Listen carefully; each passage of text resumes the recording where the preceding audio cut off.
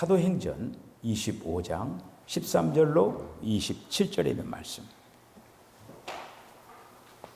교독하시겠습니다.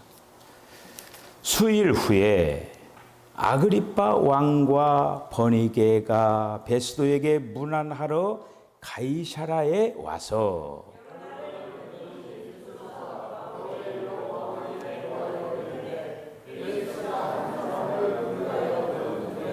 내가 예루살렘에 있을 때에 유대인의 대제사장들과 장로들이 그를 고소하여 정죄하기를 청하기에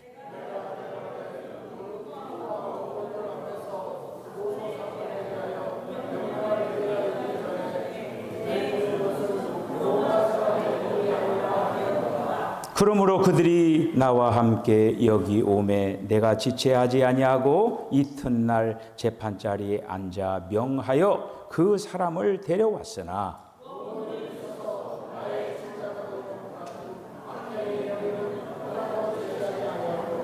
오직 자기들의 종교화 또는 예수라 하는 이가 죽은 것을 살아 있다고 바울이 주장하는 그 일에 관한 문제로 고발하는 것뿐이라.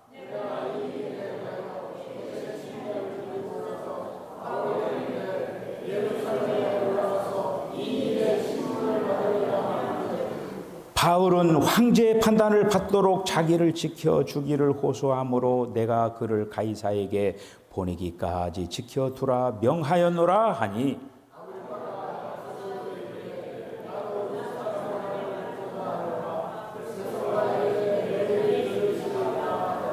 이튿날 아그리빠와 버니게가 크게 위험을 갖추고 와서 천부장들과 시중에 높은 사람들과 함께 접견 장소에 들어오고 베스도의 명으로 바울을 데려오니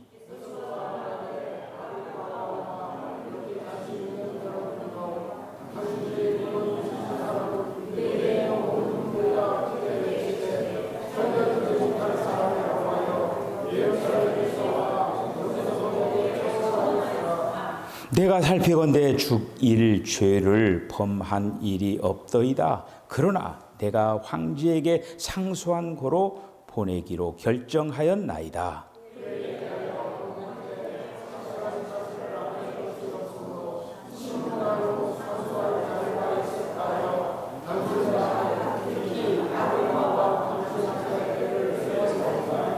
그 죄목도 밝히지 아니하고 죄수를 보낸 것이 무리한 일인 줄 아니다 하였더라. 아멘. 기도하겠습니다. 주님,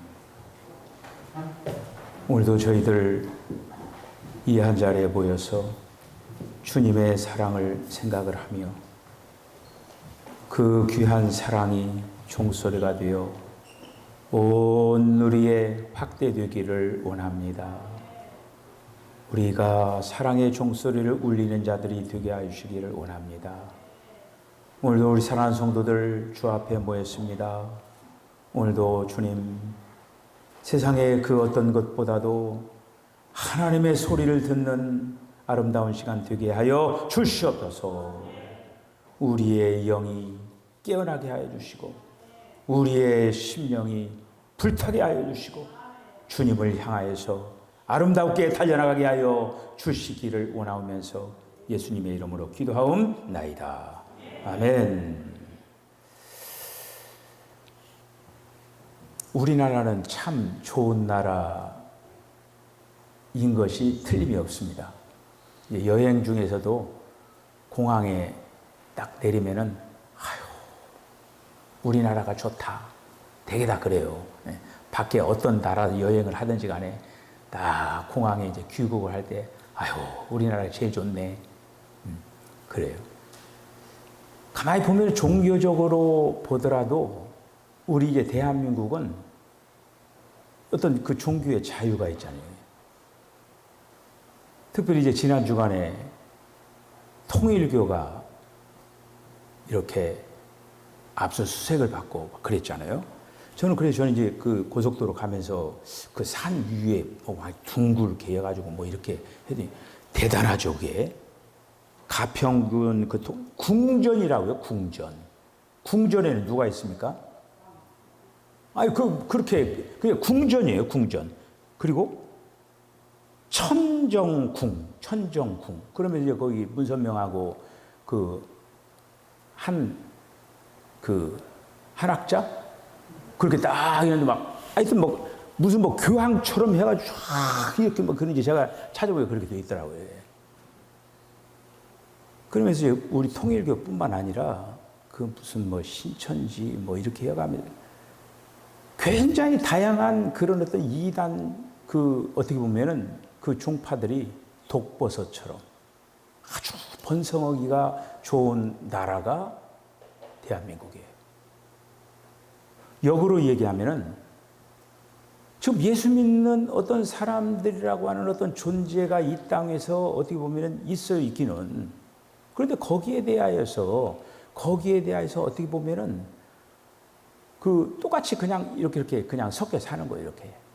근데 그런 어떤 거를 가만히 생각을 이렇게 해봤습니다. 특별히 이제 이 바울의 사도행전에 있는 그 말씀을 통해서 지금 바울이 옆에 산재되어 있는 어떤 문제, 그리고 또 재판을 하잖아요. 재판을 하는 거는 피곤해요. 저도 이제 감리사 할 때 이제 재판을 했잖아요. 그런데 재판을 제대로 하면은 어떻게 보면은 기분이 썩 그렇게 나쁘지 않아요. 왜 잘못한 거 잘못한 거고, 그리고 이렇게 그런 거 나타나잖아요, 이렇게. 그런데 제가 한 예를 들으면은 재판에 어떤 기소건이 안 됐어요, 제가. 기소건이 안 됐는데 저를 기소를 한 거예요. 어떻게 되는 거예요? 나는 잘못이 없는데 기소를 하니까 재판을 해야 될 거 아닙니까? 기소한다라고 하는 건 내가 검찰이나 같은 거예요. 우리 감육에서 재판을 이렇게 기소를 합니다. 그럼 이제 재판위원으로 넘어가죠. 넘어가서 재판위원들이 딱 거기 보면 이제 재판위원장도 있고 위원도 있고 딱 이렇게 이제 있어요. 그래서 심사를 이제 재판위에 심사를 하는데 법리라고 하는 게 있잖아요. 한마디로 장천기가 지금 기소한 내용이 법리에 맞지를 않다라고 하는 거예요. 이건 기소거리가 아니라고 하는 거예요. 그래서 재판위에서는 이건 기각을 시켜야 된다 하면서 그렇게 된 거예요. 그러니까 발빠른 반대 진영에서 취하를 시킨 거예요. 그 순간에. 그럼 어떻게 돼요? 재판위에서는 그대로 딱 모든 재판을 딱 종료해야 되는 거 아닙니까? 그렇죠. 그런데 왜 재판위에서 판결문을 쓰느냐 이거예요. 판결문을 딱 써가지고 재판비용은 원고와 피고가 반절씩 내거라 이렇게 판단을 낸 거예요. 그래서 저는 이제 위에다가 이제 항소라고 하는 걸 총에다 하는 거예요. 그 순간을 딱 놓친 거예요. 그러면서 연회에서 돈 내라 하고 이제 온 거예요. 돈 안 내면은 여러 가지로 불이익이 있습니다. 그래서 제가 더 이상 제가 재판에 휘둘리기가 싫어가지고 그 돈을 그냥 냈어요. 내고 조용히 그냥 모든 게 그냥 이제 종료가 이렇게 된 거예요. 어떻게 보면은 재판이라고 하는 게 피곤해요. 여러분 오늘도 이제 사도 바울이 재판받는 거 얘기를 이제 우리들이 보는 거예요. 어떻게 보면은 재미가 없을 거예요. 하지만은 우리가 이제 사도 바울이 처해 있는 상황 가운데 어떻게 보면은 사도 바울이 애매하게 지금 고난을 받는 거예요. 애매하게. 여러분 주님을 믿으면서 애매하게 고난 받는 거 분명히 주님께서 상을 주실 줄로 믿습니다.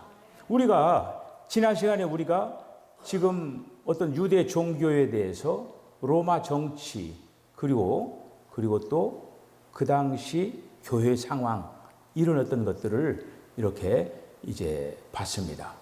오늘 그 부분을 이제 다시 한번 이렇게 좀 더 이렇게 보면서 그 당시에 또 하나의 어떤 부분이 있었다라고 하는 거예요. 그 부분이 그리스도를 살아낸 사람이 있었다라고 하는 거예요. 그리스도를 살아낸 사람, 사도 바울이 있었다라고 하는 그 부분들을 우리들이 차근차근 한번 접근해 보도록 이렇게 이제 하겠습니다. 오늘 이제 25장을 읽었지만은 24장에 우리 거기 보면은 24장 27절에 있는 그 말씀을 보면은 그 당시에 베스도가 그 벨릭스의 소임을 대신해 가지고 벨릭스가 그 유대인들의 환심을 사기 위하여서 2년 동안 사도 바울을 가이사랴에 2년 동안 가둬두는 거예요. 가둬두는 그런 어떤 상황 가운데 이 베스도가 유대 총독으로 다시 부임을 합니다. 그러니까 벨릭스가 있는 상황 가운데서 가이사랴에서 2년 동안 복역을 했는데 다시 바톤을 베스도에게 주는 거예요. 자, 그런 어떤 상황 가운데 오늘 25장 1절로 3절에 있는 말씀을 보면은 베스도가 부임한 지 3일 후에 이렇게 나오는 거예요. 자, 어떤 지금 유대의 총독이 딱 부임을 하는데 그 순간에 지금 노리고 있는 사람들이 있었다라고 하는 거예요. 그 사람 누구냐? 유대의 지도자들이에요. 지금 그들에게는 가시와 같은 존재가 있는데 그 존재가 바로 바울이에요. 왜? 그들이 전하는, 그들이 믿는 그 하나님과 한마디로 뭔가 다르다라고 하는 것이죠. 이제 그런 어떤 가운데에 지금 바울을 고소를 베스도에게 다시 하는 거예요. 자, 그런데 여기서 우리가 하나 숨어 있는 것이 뭐냐면은 그 바울이 가이사랴에서 예루살렘으로 이제 데려올 때가 있었습니다. 데려 이제 왔는데 2년 전에 그 천부장들을 동원해 가지고 예루살렘에서 가이사랴로 데려오는데 그때 무려 군인들을 470명이나 동원을 해 가지고 가이사랴로 데려온 거예요.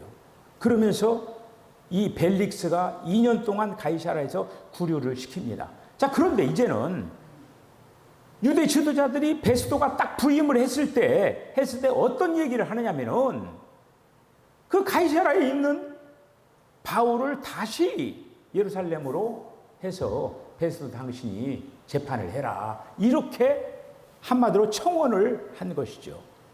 자, 그런데 거기에는 어떤 그 계략이 숨어 있느냐면은 가이사랴에서 예루살렘으로 옮기는 그 과정 속에서 바울을 처치하기 위해서 그러한 마음을 가지고 매복을 시켜놨다가 바울을 죽이려고 하는 그런 계획을 가지고 있는데 이런 어떤 가운데 이 베스도라고 하는 사람이 바울을 쭉 살펴보니까 바울이 이렇게 고소당하고 뭐 이렇게 할 만한 그런 어떤 것이 없었다라고 하는 것이죠. 자, 우리는 이런 어떤 기록을 지난 시간에 이어서 로마라고 하는 그 정치가 얼마만큼 부패되어 있는 건가를 알 수가 이렇게 있습니다. 제가 조금 전에 이제 통일교 얘기를 했어요. 이 통일교라고 하는 그런 어떤 어떻게 보면은 그 이단의 어떤 그거가 정치와 그리고 이런 어떤 기업 이런 어떤 속에서 이렇게 다 이렇게 짜여져 가지고 같이 어떻게 보면 공존하는 그런 어떤 상황에서 그렇게 엄청나게 독버섯처럼 자라고 있는 것을 볼 수가 있다고 하는 것이죠. 그 당시도 마찬가지예요. 그 당시도 지금 이 유대교라고 하는 이러한 무리들이 로마 정치인들과 함께 이렇게 야합을 해서 지금 바울을 처치하기 위한 여러 가지 괴계를 부린 걸 볼 수가 있습니다. 우리가 이제 바울이 이렇게 이제 재판하는 그 과정을 이렇게 보잖아요. 근데 이런 어떤 속에서 바울이라고 하는 사람이 유대인이지만은 로마 시민권을 가지고 있는 사람이에요. 그런데 바울이 가만히 생각을 하니까 지금 벨릭스에게도 지금 2년 동안 가이사랴에서 2년 동안 구류를 당했죠.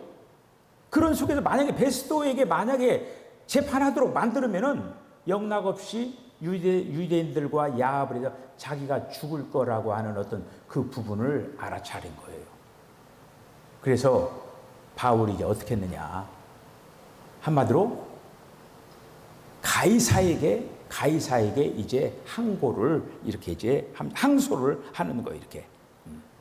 로마 시민권이 있었으니까 로마 황제 가이사에게 바로 이렇게 항소를 이제 해서 그러니까 이제 지금 로마 법을 이 사도 바울은 로마 시민이었기 때문에 잘 알고 있는 상황이었어요. 그러니까 우리들은 지금 이제 로마 법의 어떤 체계를 잘 알지 못한, 예를 들어서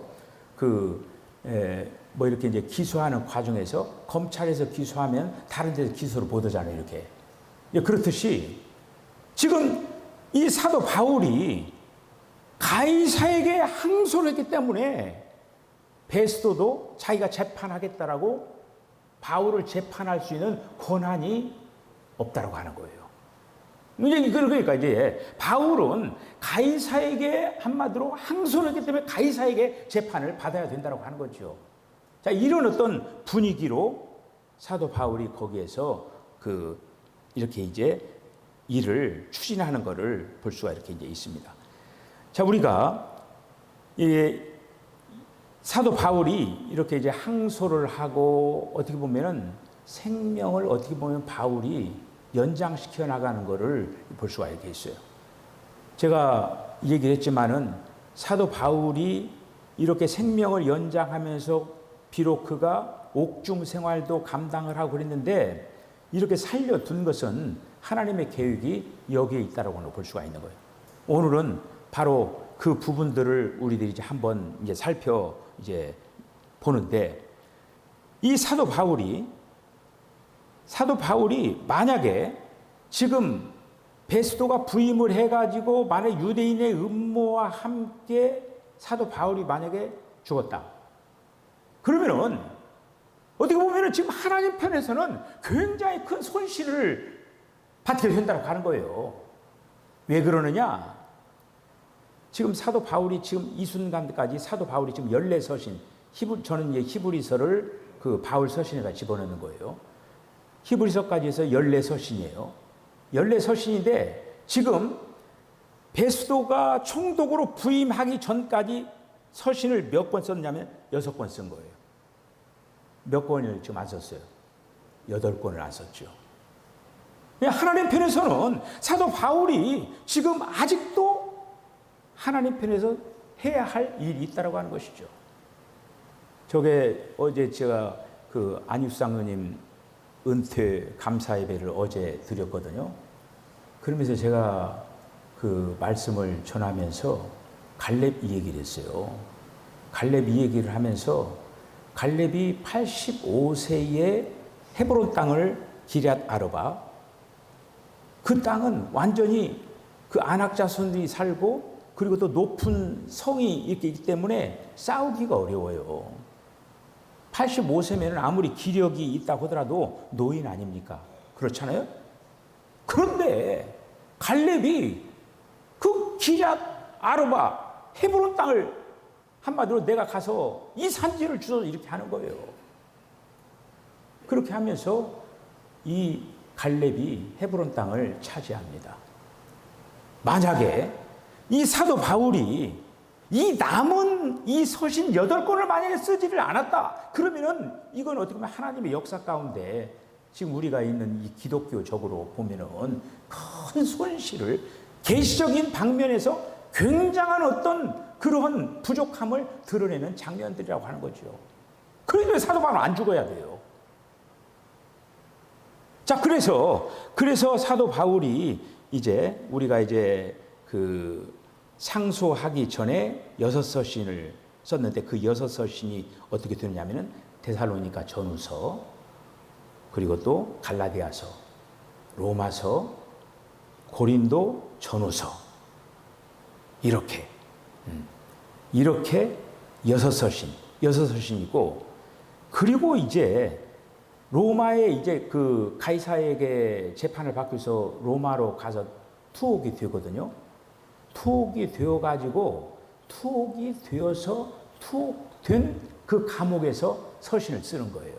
서신을 쓰는데 거기에서 골로새서, 에베소서, 빌립보서, 빌레몬서를 첫 번째 투옥이 되어가지고 그 서신을 씁니다. 그 서신을 쓰고 투옥 후에 그가 디모데전서, 디도서, 히브리서를 첫 번째 투옥 후에 새 서신을 더 쓰는 거예요. 그리고 두 번째 투옥이 되죠. 두 번째 감옥에 가는 거예요. 두 번째 투옥을 해서 마지막 서신인 디모데 후서를 쓰는 거예요. 이렇게 사도 바울이 그 가이사에게 항소를 하면서 비록 재판은 어떻게 보면은 그 자기는 잘못이 없는 그런 어떤 상황 가운데서 애매하게 지금 고난을 받으면서 그러한 재판하면서 투옥을 당하면서 그런 어떤 속에서도 하나님께서 사도 바울에게 한마디로 이 서신들을 쓰게 하면서 이렇게 됐다고 하는 거예요. 어떤 인간적으로 보면은 굉장히 안 됐죠. 어떤 잘못이 구체적으로 뭐 드러난 어떤 그것도 아닌데 이런 속에서 이 베스도는 계속적으로 뭐 평의회를 열어가지고 그 바울을 다시 한번 자기가 무슨 재판하려고 아그리빠 왕하고 또 이렇게 협잡을 하고 그런데 영역이 다르다고 하는 거예요. 지금 아그리빠 왕이 다시 재판을 하거든요. 베스도가 아그리빠에게 또 바톤을 주는 거예요. 그런데 유대 총독으로 베스도가 관할하는 지역이 있고 아그리빠 그 왕이 또 다스리는 영역이 달랐다고 하는 거예요. 그러니까 아그리빠 왕에게 이렇게 이제 넘겼지만은 영역이 다름으로 말미암아 결국에는 아그리빠도 바울을 재판할 수가 없는 상황 가운데 로마로 이송이 되는 그런 어떤 것들을 이렇게 이제 볼 수가 있습니다. 자, 우리들은 지금 바울이 처했던 상황은 유대 종교, 로마 정치, 그 당시 기독교라고 하는 그리스도교라고 하는 어떤 교회는 있었지만은 아주 허약하고 나약한 그런 어떤 상태로 되어 있는 이런 어떤 상황 가운데 그리스도를 살아낸 사람 한 사람이 있었다고 하는 거예요. 그 한 사람이 바로 사도 바울이었어요. 다시 말씀드리면은 그리스도의 참된 증인이었다고 하는 거예요. 그리스도의 참된 증인. 23장 11절에 하나님께서 바울에게 이렇게 얘기합니다. 담대하라.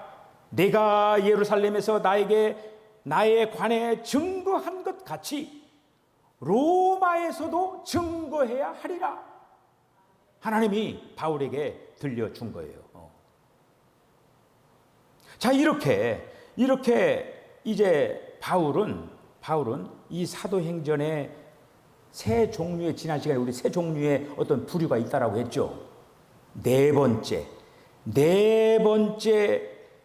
한마디로 부류가 사도 바울이라고 하는 거예요. 사도 바울은 비록 한 사람이었지만은 유대교도 아니고 로마 정치도 아니고 그 당시 나약한 그러한 기독교인의 그 부류에 있는 것도 아니고 네 번째 부류로 그리스도를 살아내기 위하여서 마음과 정성을 다하면서 다시 말씀드리면 사도행전의 그 주제인 그 번식 부활하신 그리스도를 갖다가 계속적으로 번식시키기 위하여서 한 알의 밀처럼 썩어져가는 그런 어떤 반열에 이 사도 바울이 서 나간 것들을 이렇게 이제 볼 수가 있습니다. 우리가 가는 어떤 길은 두 갈래 길이 있어요. 하나는 좁은 길이 있고 하나는 넓은 길이 있습니다. 여러분들은 어느 길을 가고 있습니까? 우리의 선택에 달려 있는 거죠. 주님이 가신 그 길은 좁은 길이에요.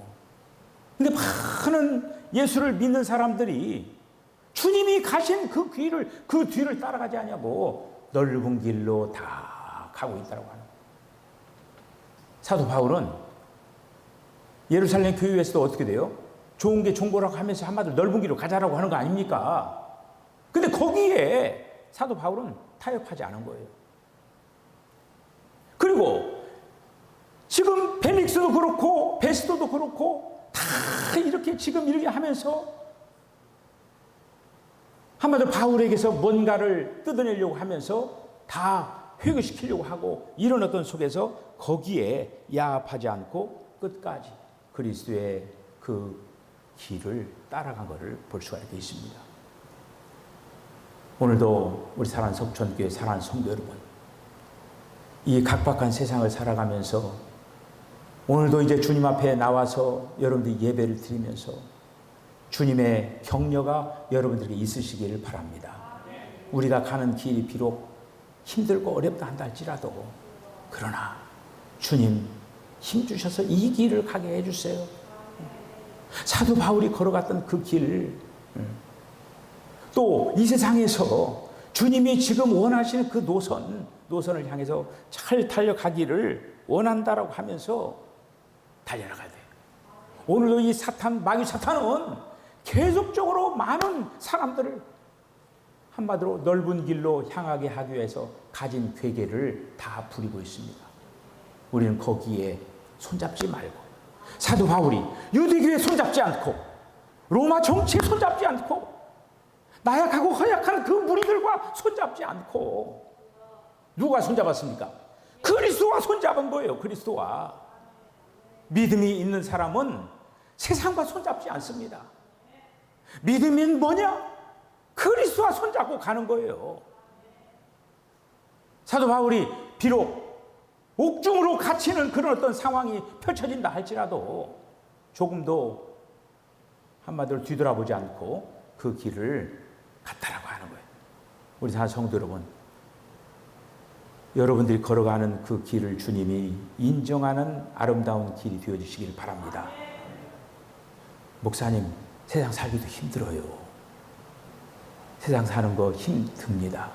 하지만은 세상도 사는 것도 힘들지만은 우리가 주님을 믿기 때문에 그 길 또한 우리들이 잘 걸어가야 된다는 사실들을 기억을 하고 힘들지만은 주님 따라가야죠. 주님을 잘 따라나가는 저와 여러분 다 되어주실 주의 이름으로 간절히 축복합니다. 기도하겠습니다. 주님, 은혜와 사랑을 감사합니다.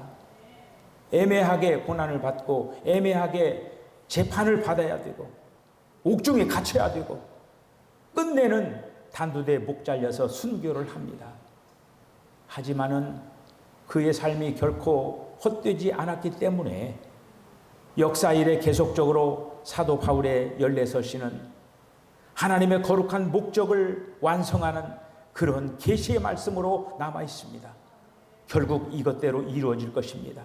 오 주여, 우리 사랑하는 성도들, 이 사도 바울이 쓴 계시의 말씀들을 저들이 들으면서 저들이 주님께서 걸어가신 그 길을 찾는 그러한 진리의 말씀들이 되게 하여 주시옵소서. 우리 사랑하는 성도들, 주님을 높이 깊게 넓게 알아가게 하여 주시옵소서. 진리의 눈을 뜨게 하여 주시옵소서. 예수님의 거룩하신 이름으로 기도하옵나이다. 아멘.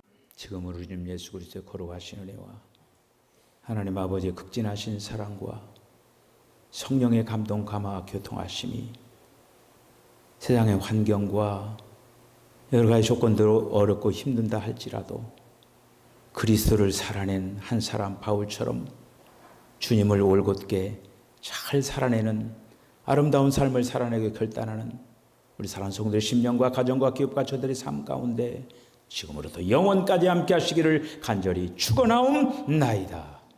아멘.